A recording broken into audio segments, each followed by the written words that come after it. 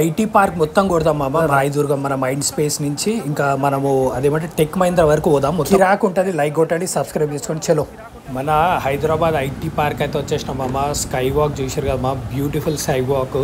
So ఇది ఈ sky walk కట్టడానికి ఆల్మోస్ట్ నాకు తెలిసి 100 కోట్లు అయింది మామ. ఈ sky walk one of the best sky walk in south India మామ. ఇలాంటి స్కై వాక్ అయితే నాకు తెలిసి ఎక్కడ లేదు.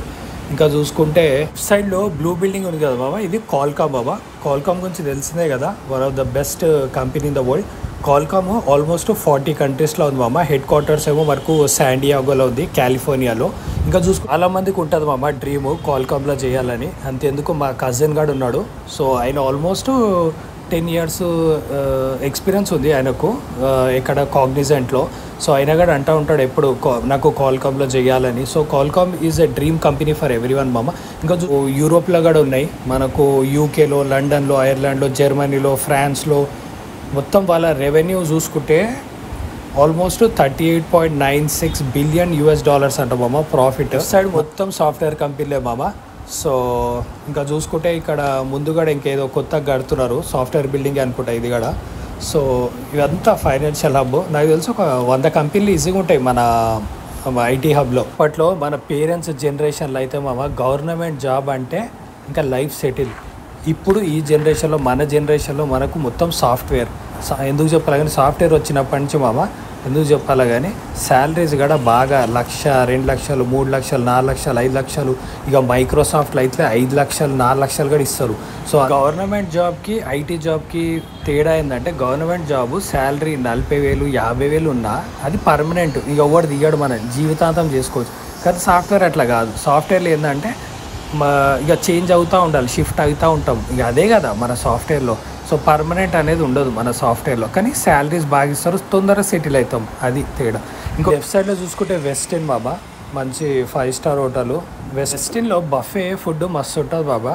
సో నేను 2 సార్లు పోయినా. బ్రేక్ఫాస్ట్ బఫే పోయిండే, ఇంకా లంచ్ బఫే పోయిండే, 2 బాగుండే, చాలా బాగుండే. ఈ ఐటీ హబ్లో మామ నేను 2 కంపెనీలకు అయితే అప్పట్లో ఇంటర్వ్యూ పోయిండే. సో ఒకటైతే మొత్తం అన్నీ అదేమంటారు group discussion, aptitude, HR round, manager round అన్నీ అయిపోయినాయి. ప్యాకేజ్ తక్కువ ఇచ్చిందని లైట్ తీసుకొని ఇక వేరే కంపెనీలో ప్యాకేజ్ ఎక్కువ ఇచ్చారు. ఇక అందులోకి వెళ్ళిపోయినా. అమీర్పేట్ అంటేనే ఇక సాఫ్ట్వేర్కి అడ్డామమ్మ. సో అమీర్పేట్ పోయిన వాళ్ళు అందరు సాఫ్ట్వేర్ అవ్వరు. సో ఎందుకంటే మేము కూడా అప్పట్లో పోయినాము. సో జావా, .NET, ర్యాకులు, లైనెక్స్లు ఇవన్నీ నేర్చుకునే కదా అందరు. ప్రతి ఒక్కరు గ్రాడ్యుయేషన్ తర్వాత వెళ్ళి నేర్చుకుంటారు అమీర్పేట్లో. నేను అప్పుడు అమీర్పేట్ పోయి నేర్చుకున్నప్పుడు ఇన్స్టిట్యూట్లో మస్తు మంది ఫ్రెండ్స్ అయ్యారు అనమాట. ఒకళ్ళేమో చిత్తూరు, ఒకళ్ళేమో కడప వాళ్ళు, ఒకళ్ళేమో వెస్ట్ గోదావరి వాళ్ళు, ఇంకా కాకినాడ వాళ్ళు. అయితే ఈ వెస్ట్ గోదావరి వాళ్ళు ఉన్నారు చూడు, నాకు తెలిసి వెస్ట్ గోదావరి వాళ్ళు అనుకుంటా. వాళ్ళు ఓన్లీ 1 month వచ్చినారు కోర్సు, ఏది .NET కోర్సు, వెళ్ళిపోయినారు. నేను ఎందుకు రా పోవడము, మంచిగా నేర్చుకోవచ్చు కదా అంటే, లేదు మాకు అర్థమవుతలేదు కోడింగ్, ఇదేం అర్థమవుతలేదు మాకు .NET అంట నన్ను వెళ్ళిపోయినారు వాళ్ళు. అట్లుంటుంది. అంటే నేను ఏమంటున్నా అంటే కోడింగ్ అనేది అంత ఈజీ కాదు, అందరికి అర్థం కాదు. అర్థమైతే you are very lucky. So అట్లుంటుంది జాబ్. మరి అనుకుంటారు అందరూ గ్రాడ్యుయేషన్ తర్వాత సాఫ్ట్వేర్ జాబ్ కొడదామని. సాఫ్ట్వేర్ జాబ్ దగ్గర అర్థం కావాలి, అర్థం అయినోడు కొడతాడు.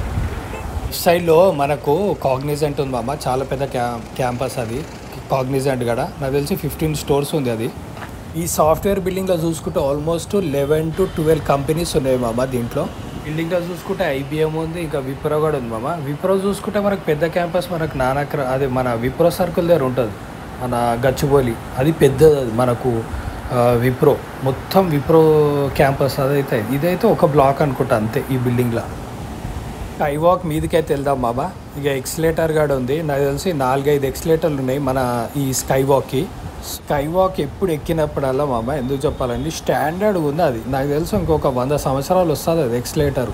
ఇంకా ఈ ఎక్స్లేటర్ ఈ బ్రిడ్జ్ మీదకి వచ్చినప్పుడల్లా మామ ఎవరో ఒకళ్ళు క్లీన్ చేస్తూనే ఉంటారు. అంటే స్టాఫ్ మెంబర్స్ ఇక్కడ వర్క్ చేసేటోళ్ళు ఎంత నీట్గా పెట్టుకుంటారు మన స్కై బ్రిడ్జ్ని. ఇంకా వ్యూ అయితే అద్భుతం మామ.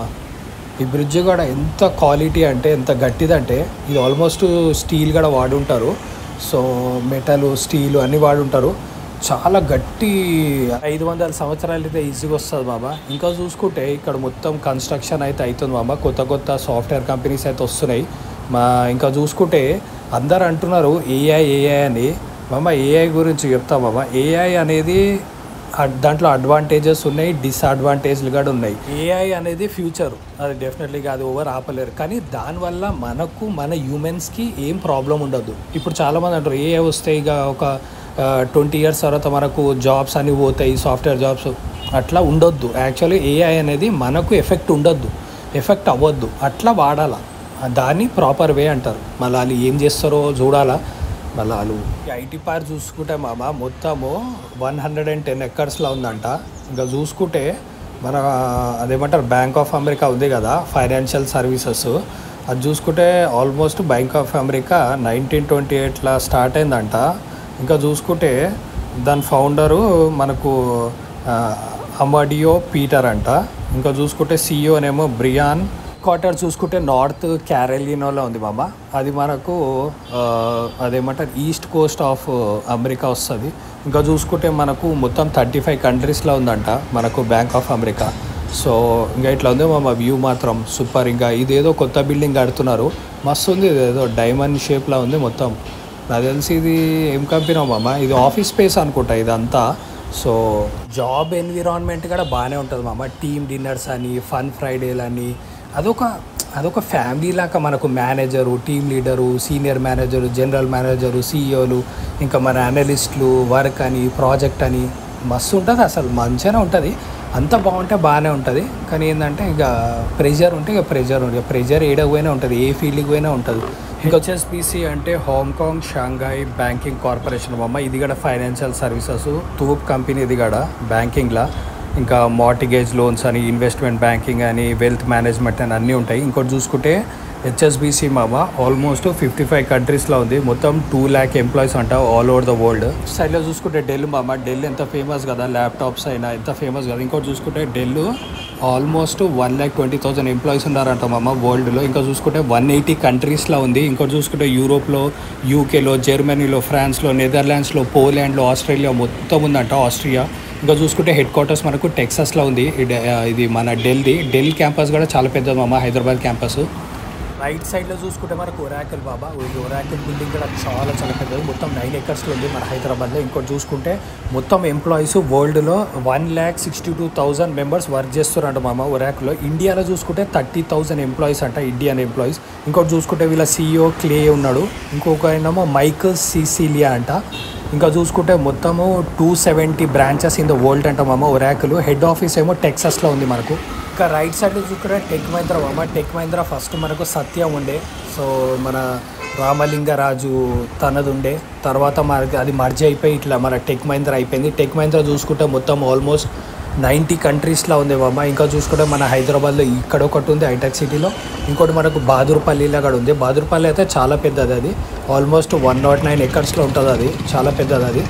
ఇదే మామ మన ఐటీ పార్క్ మొత్తం మన హైదరాబాదు. ఎంత అయితే కవర్ చేసినాం పార్ట్ 1.